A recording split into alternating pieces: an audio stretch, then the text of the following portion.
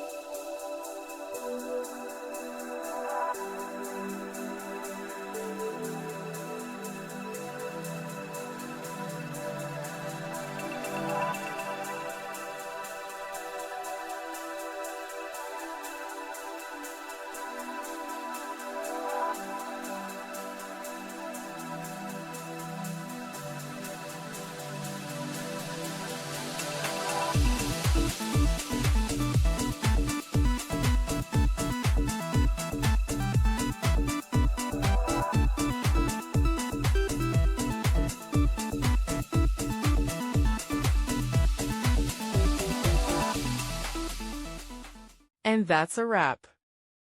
I hope you found the answer you were looking for. If you did, take a second to hit that subscribe button. It really helps out. And let me know in the comments which solution worked best for you.